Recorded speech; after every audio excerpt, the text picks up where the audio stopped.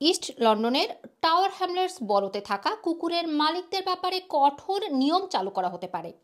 নতুন এই প্ল্যান নিয়ে বাসিন্দাদের মতামত নেবে টাওয়ার হ্যামলেটস কাউন্সিল। কাউন্সিল বলছে, অনিয়ন্ত্রিত কুকুরের সংখ্যা বেড়ে যাওয়ায় কুকুর দ্বারা বিভিন্ন ধরনের এন্ট্রি সোশ্যাল কর্মকাণ্ড ঘটছে। তাই এসব প্রতিহত করতে একটি পাবলিক স্পেস প্রোটেকশন অর্ডার চালু করা হবে।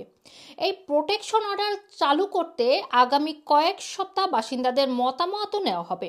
প্রস্তাবিত নতুন নিয়মের মধ্যে রয়েছে, পাবলিক স্পেসে কুকুরের সাথে একজনকে থাকতে হবে, গেটেড প্লে পার্ক এবং খেলাধুলার নির্দিষ্ট স্থানে কুকুর নিষিদ্ধ করা, একজন ব্যক্তি কতগুলো কুকুর সাথে নিয়ে হাঁটতে পারে সেটা নির্ধারণ করা, লোকাল এস্টেটে কুকুরকে গাড়ি পার্কিং, রোড এবং কমিউনিটি এলাকায় রাখতে হবে, কুকুর কোনো অপরাধ করলে কঠোর শাস্তি দেওয়া হবে। এতে ফিক্সড পেনাল্টি নোটিশ 100 পাউন্ড থেকে শুরু করে নিয়ম ভঙ্গে সর্বোচ্চ 1000 পাউন্ড জরিমানা করা হবে।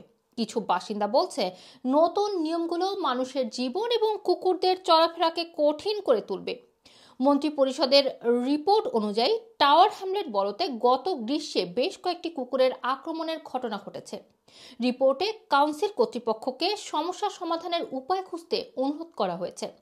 কুকুর সম্পর্কিত অসামাজিক আচরণের জন্য ইতোমধ্যে Newham, Hackney, Islington, Redbridge, Enfield, Haringey, Camden, Westminster ও ওয়ান্সওয়ার্থ, সাউথওয়ার্ক এইসব বড়তে পাবলিক স্পেস প্রোটেকশন অর্ডার চালু রয়েছে।